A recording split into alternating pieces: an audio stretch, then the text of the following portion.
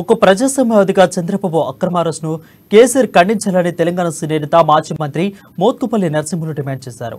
చంద్రబాబు హయాంలో కేసీఆర్ మంత్రిగా చేశారని, రాజకీయాలను పక్కన పెట్టి అరెస్టుపై కేసీఆర్ స్పందించాలని అన్నారు.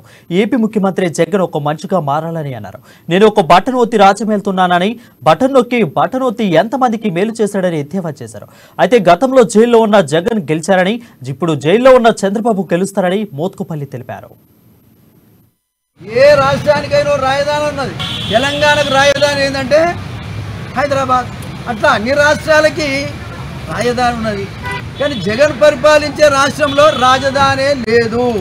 రాజధాని లేని రాజ్యాన్ని ఎదుర్కొన్నటువంటి నియంత జగన్ అని మరొకసారి సందర్భంగా తెలియజేస్తా ఉన్నా. బాధాకరం.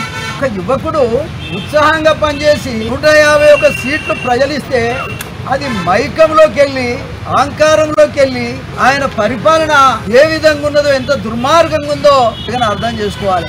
ఒక మాటలో చెప్పాలంటే యువకుడు, ఉత్సాహవంతుడు, అయ్యో ఒక అవకాశం ఇస్తే బాగా పరిపాలన చేస్తాడేమని ప్రజలు నమ్మారు. మరి ఇవాళ ప్రజల ఆలోచన విధానానికి భిన్నంగా ఆయన పరిపాలన చేస్తా ఉన్నాడు. మార్గం ఇది చాలా బాధాకరమని సందర్భంగా తెలియదు. ఇంకా పోతే పిచ్చిని ఎత్తికెక్కి అసలు ఆంధ్రప్రదేశ్ మొత్తాన్ని అడుగడుగున చిత్రహింసలు పెట్టి, మాట్లాడిన వాళ్ళ కొట్టి, మాట్లాడిన వాళ్ళ తిట్టి భయభ్రాంతి